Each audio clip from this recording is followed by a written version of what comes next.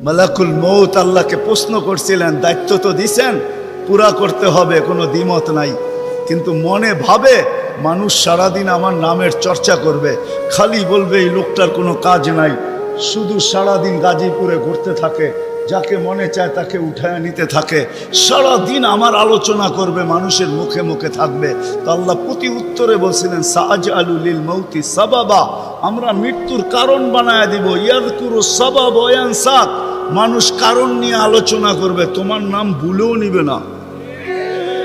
এখন নাম নিতেছে ডেঙ্গু, কয়েকদিন আগে নাম নিছে করোনা, কখনো নাম নেয় স্ট্রোক করছে, কখনো নাম নেয় এটা সেটা, ঠিক না? হ্যাঁ, আরেকটা কারণও আছে।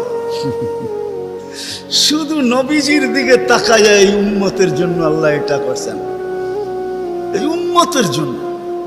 এই উম্মতকে আল্লাহ আখিরাতে শাস্তি দিতে চান না।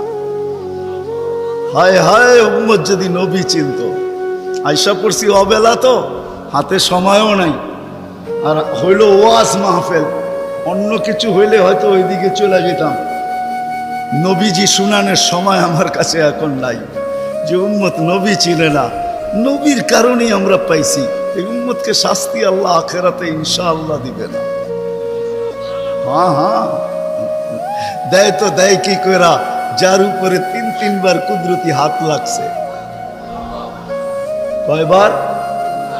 সৃষ্টি লগ্নে একবার, বাছাই পর্বে একবার। আমরা বাছাইকৃত উম্মত। হুয়াজতাবাকুম জাহিদ, শুধু শুধু বলেন নাই, জাহিদু ফিল্লাহি হাক্কা জিহাদি। উম্মতে মুহাম্মাদি, আমাকে পাওয়ার জন্য যতটুকু শক্তি আছে সব লাগায় দে না। তোমাদের সেজদার জায়গা দিয়া নূর ফুটা বাহির।